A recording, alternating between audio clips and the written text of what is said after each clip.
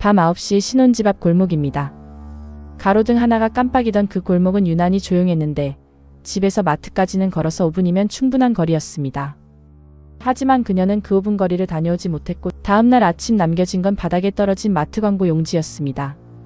두 사람은 이 동네로 이사온 지 얼마 되지 않아 이웃들과도 이제 막 얼굴을 익혀가던 참이었는데 옆집 주민은 평소 인사성이 밝은 부부였다고 회상했습니다. 직장 동료 역시 그녀가 약속을 어길 사람이 아니었다며 그날도 퇴근길에 저녁 메뉴를 미리 얘기했었다고 진술했습니다. 남편의 진술은 좀 더 구체적이었습니다. 8시 반에 아내가 집을 나섰고 9시쯤 전화했지만 받지 않아 마트가 붐비나 보다 생각했다고 했는데 10시가 넘어가면서부터는 이상함을 느끼기 시작했다고 했습니다. 실제로 그의 통화 목록엔 밤 9시부터 11시 사이 부재중 전화 12통이 남아 있었습니다. 결국 밤 11시가 되어서야 그는 경찰에 신고했고 경찰은 곧바로 골목과 주변 마트, 정류장을 중심으로 수색을 시작했습니다. 마트 직원들도 그녀가 매장에 들어온 기록 자체가 없다고 확인해주면서 그녀가 집을 나선 뒤 마트에 도착하지도 못한 채 사라졌다는 사실이 드러났습니다. 다음 날부터는 지역 주민들까지 나서서 자발적인 수색대가 꾸려졌지만 수색에 참여한 한 주민은 사람이 그야말로 흔적도 없이 사라졌다며 이렇게 아무것도 안 나오는 경우는 처음 본다고 말했습니다. 수사는 시작부터 벽에 부딪혔는데 인근 CCTV 3대 중 2대는 고장난 상태였고 나머지 한 대는 골목 입구만 겨우 비출 뿐이었습니다. 목격자도 끝내 나오지 않았습니다. 사건 초기 경찰이 가장 먼저 의심한 사람은 다름 아닌 남편이었지만 그는 신고 직전까지 회사 동료들과 함께 있었고 회사 출입 기록이 이를 뒷받침해줬습니다. 담당 형사는 오히려 남편이 경찰보다 더 애가 타 있었다고 전했습니다. 온라인 커뮤니티에서도 다양한 추측이 쏟아지면서 이웃 남성을 지목하는 글까지 올라왔지만 그는 사건 당일 다른 지역 병원에 입원해 있었던 것으로 확인되며 곧 용의선상에서 제외됐습니다. 그렇게 수사에 진전이 없는 채로 3주가 흘렀고 실종 전단지만 빛바랜 채 정류장 기둥에 남아 있었습니다. 그리고 실종 29일째 되던 날 새벽 상황이 완전히 바뀝니다. 새벽 5시 산책 나온 주민이 공원 벤치 밑에서 웅크리고 있는 그녀를 발견한 겁니다. 살아 있었습니다. 다만 몸을 제대로 가누지 못하는 상태여서 곧바로 병원 응급실로 옮겨졌습니다. 의료진은 생명에 지장을 줄 정도의 학대 흔적은 없다고 밝혔는데 오히려 이례적일 만큼 관리가 되어 있었다는 소견이었습니다. 그런데 손목엔 낯선 손목시계 하나가 채워져 있었고 시침과 분침은 11시 14분에 멈춰 있었습니다. 감식 결과 국내 정식 유통제품이 아닌 구형 모델이었고 시리얼 번호도 마모돼 있어서 감식반은 적어도 20-30년은 된 물건으로 추정된다고 설명했습니다. 그리고 눈가에는 눈가리개를 오래 착용한 흔적이 남아 있었습니다. 그녀는 누가 자신을 데려갔는지 어떻게 생겼는지 전혀 모른다고 진술했고 목소리도 거의 들은 적이 없다고 했습니다. 며칠 뒤 이어진 두 번째 면담에서는 냄새에 대한 기억을 꺼냈는데 나무 냄새 같기도 하고 오래된 종이 냄새 같기도 했다고 했습니다. 형사는 이 냄새의 정체를 추적했지만 단서로 이어지지는 못했습니다. 세 번째 면담에서는 촉감에 대한 기억이 나왔습니다. 시계를 채울 때마다 손이 조심스러웠고 장갑을 끼고 있었던 것 같다고 그녀는 진술했습니다. 담당 형사는 감금은 확실하지만 이걸 납치로 봐야 할지 감금죄로 봐야 할지조차 애매한 상황이라고 밝혔고 결국 죄명조차 특정하지 못한 채 수사는 다시 원점으로 돌아갔습니다.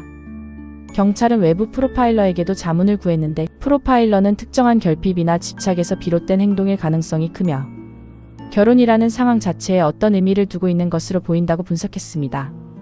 수사팀은 피해자의 과거 기록을 다시 후던 중 결혼정보업체와의 접점을 발견했고 그녀가 상담 과정에서 한 차례 파혼 위기를 겪었다가 다시 합의한 이력도 함께 확인됐습니다. 실종 당일 명확한 소재를 특정할 수 없었던 인물은 5명이었습니다. 대표 전 직원, 택배기사, 경비원, 그리고 상담시장이었습니다. 첫 번째 업체 대표는 그날 저녁 7시부터 11시 반까지 거래처 사람들과 술자리에 있었다고 진술했는데 동석자 3명 모두 같은 시간대 같은 장소를 확인해줬고 카드 결제 내역도 맞아떨어졌습니다. 그런데 조사 과정에서 뜻밖의 사실 하나가 드러났습니다. 그 역시 젊은 시절 결혼을 앞두고 파혼을 겪은 적이 있었던 겁니다. 그는 그 일을 왜 지금 와서 묻는지 모르겠다며 불쾌한 기색을 감추지 않았습니다.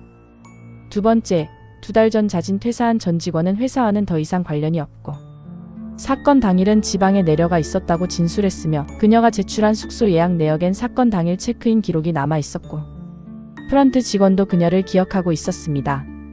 세 번째, 업체와 계약된 외주 택배기사는 그 시간엔 배송 중이었다며 GPS 기록을 확인해달라고 진술했고, 실제 기록엔 실종 시각 반대편 동네에서 배송 중이었다는 위치가 정확히 찍혀 있었습니다. 다만 형사들의 눈길을 끈 건 다른 부분이었습니다. 그는 5피해자를 포함한 모든 고객의 주소와 생활 패턴을 알 수 있는 유일한 외주 인력이었고, 3년 전엔 한 여성 고객으로부터 지나치게 자주 마주친다는 민원이 접수된 이력도 있었습니다. 네 번째, 건물 경비원은 근무 시간 내내 로비 CCTV에 계속 잡혀 있었기 때문에 형사들도 이 부분은 빠르게 넘어갔습니다. 다섯 번째, 상담실장은 그날 지방 워크숍에 참석 중이었다고 진술했는데 그가 제출한 인증샷엔 참석자 여럿이 함께 찍혀 있었고 워크숍 일정표에도 그의 이름이 명단에 올라 있었습니다. 1차 조사 이후 형사들은 5명 모두에게 세부 질문을 다시 던졌습니다. 상담실장에게는 워크숍 첫날 저녁 자리에 30분 늦게 도착한 이유를 물었는데 차가 막혀서였다는 답이 돌아왔습니다. 다만 그 30분을 증명해 줄 사람은 아무도 없었습니다. 사건이 언론에 다시 보도되면서 결혼정보업체를 향한 여론이 들끓기 시작했고 대표의 과거 파혼 이력과 택배기사의 민원 이력까지 뒤늦게 알려지면서 온라인에서는 오히려 이 둘을 지목하는 목소리가 상담실장보다 더 컸습니다. 남편은 인터뷰에서 아내가 살아 돌아온 건 감사하지만 그 한 달이 아내에게 어떤 시간이었는지 아직도 다 알지 못한다고 말했습니다. 범죄심리 전문가는 방송에서 대개 감금은 통제나 쾌락이 목적인데 이 경우엔 매달 정확히 놓아준다는 점이 특이하다며 마치 스스로 정한 규칙을 지키는 것처럼 보인다고 분석했습니다. 경찰 내부에서는 의견이 갈렸고 사건은 정식 종결되지 않은 채 담당 형사 개인이 계속 들여다보는 수준으로 남겨졌습니다. 심증은 있지만 증거가 없으면 아무 의미가 없다는 게 그의 마지막 메모였습니다. 그렇게 경찰은 결국 사건을 미제로 남겼습니다. 감금이었는지 실종이었는지 죄명조차 정하지 못한 채였습니다. 사건은 그렇게 미제로 남았습니다. 하지만 이게 끝이 아니라는 걸 아무도 그때는 알지 못했습니다. 한 달 뒤 도시 반대편의 또 다른 골목에서 똑같은 일이 다시 벌어지기 전까지는 말이죠.